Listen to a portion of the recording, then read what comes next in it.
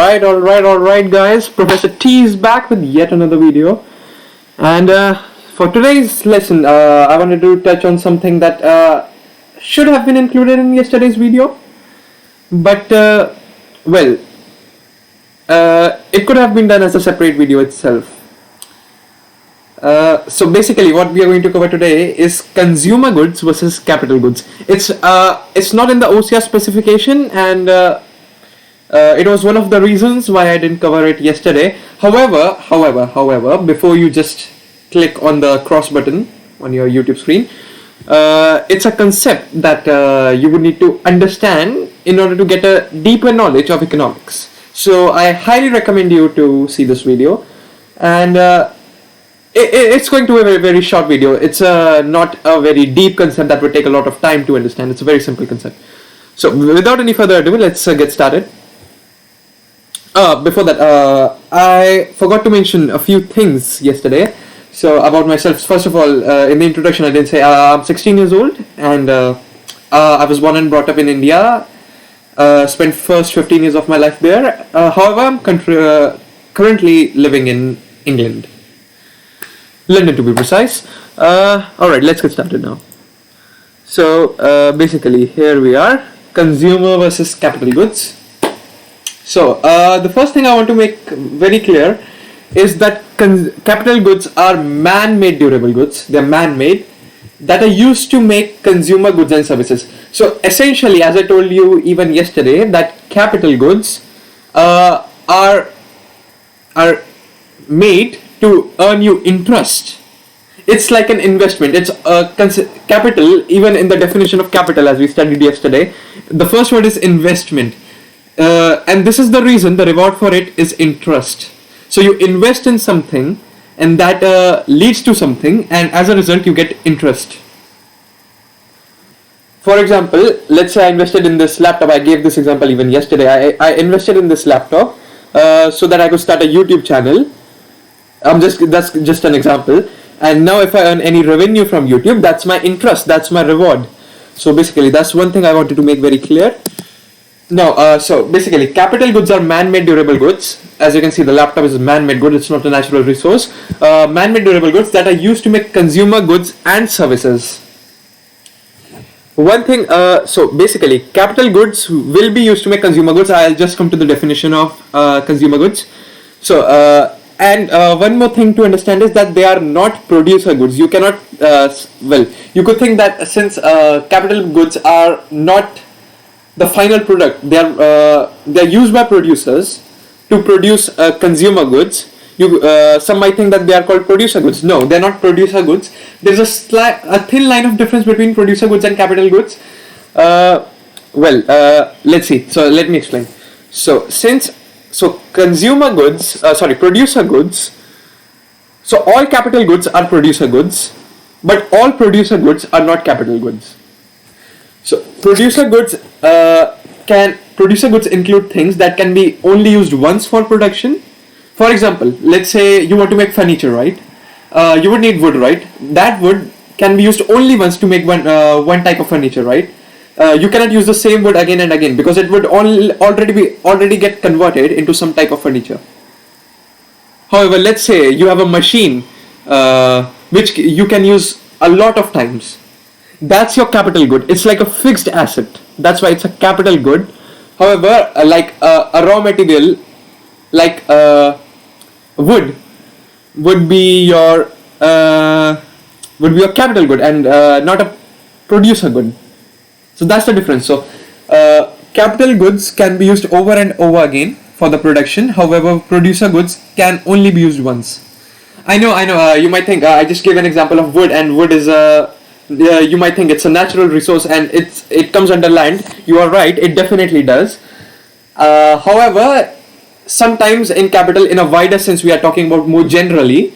You can think of land, anything except labor, to be included in capital. I don't think I gave the most precise example. I shouldn't have taken wood. I should have taken something else. For example, any material that could be used only once. Let's say, think about an example. For example, a copper wire.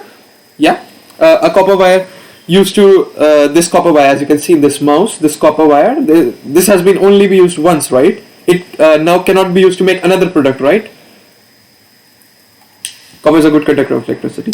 So that's why the inside wire along this is made up of copper.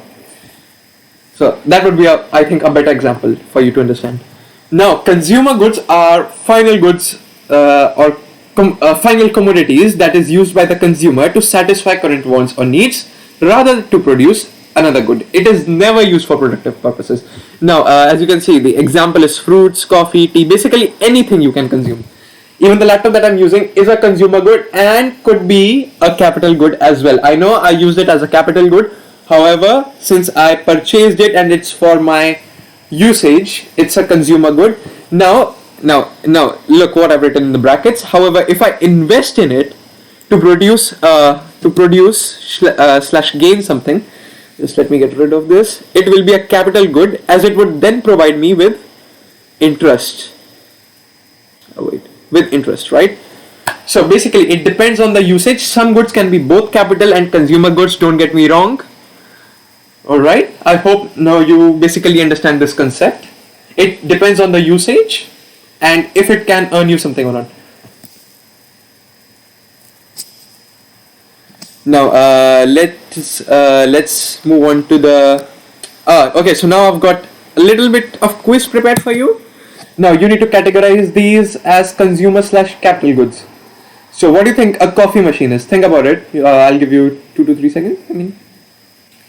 So you would be right if you said it's a capital good. The reason it's a capital good is because it can be used to make coffee, which would further earn you money, which would be then your reward as interest. Coffee machine was your investment. Now a comb, consumer or capital good? Well, can comb be used to make something else? No. Hence, it's a consumer good. Now money, this is the trickiest example.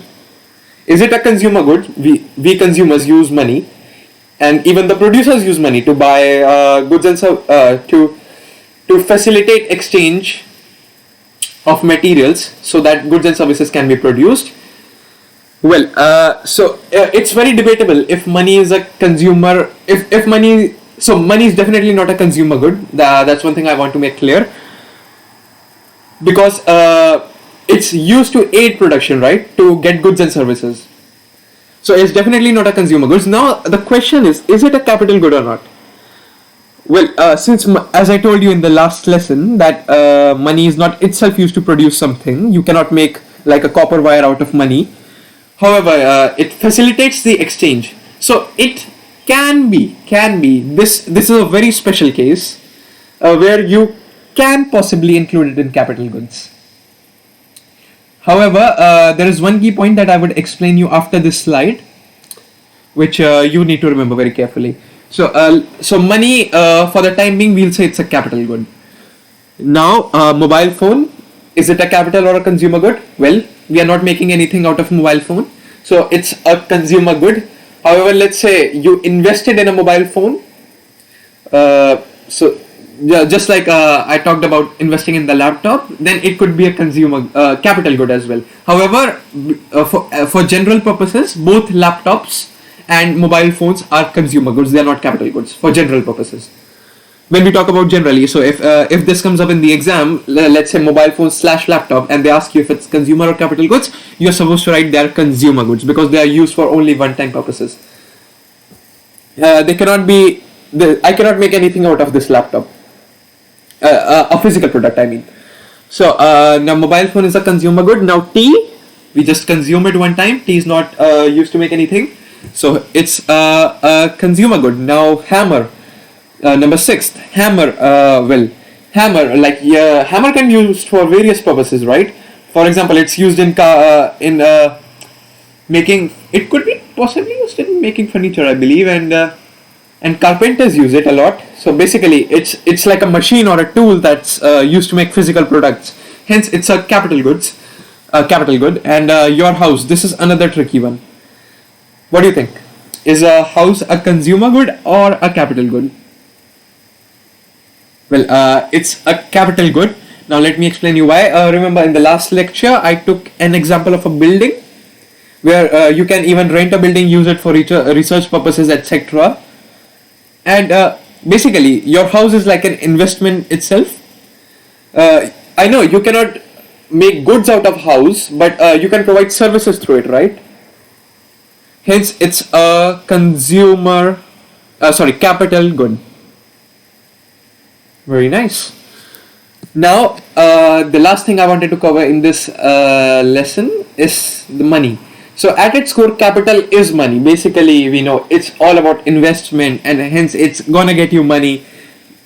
Well, if you talk about like financial economics, like financial capital, it like deals all with money. However, for financial and business purposes, capital is typically viewed from an operational and investment purposes. For the purposes of economics, we do not consider money as capital, as it just facilitates the exchange of capital goods. I should have written capital goods and services. As a rule for GCSEs at least, which I highly recommend, is money, to say that money is not a factor of production, neither is it an example of a factor of production. So we know our factors of production are only land, labor, capital and enterprise. And examples of land, labor, capital and enterprise. So money is not even included in those examples of land, labor, capital and enterprise. I know. I just said that money could be considered as a capital good. However, it's not an example of a factor of production. Right? So it's not an example of a factor of production. Because it's not producing. Money cannot produce a physical good. That is why it is not an example of factor of production. You have to carefully see the word choice of the questions, right? However, if they ask you, is money a capital good? You would say yes. But if they ask you, is money an example of a factor of production? You would have to say no. Some of these things are very debatable. However, I'm telling you the most recent knowledge that has developed. What's the latest saying and etc. So basically that's all I wanted to cover for today. It was a very short lecture. Basically I just wanted you to understand the difference between capital and consumer goods. So capital goods are man-made goods that are used to make other goods and services. So capital goods can make consumer goods, however consumer goods cannot make capital goods. I think if you remember this statement, you would understand this very well. Alright, that's all I wanted to cover. Thank you very much for your time. And I'll see you in the next lecture, in which I'll probably be covering 1.2, OCR 1.2. Yes, that's what I would be covering. Alright guys, thank you very much for your time.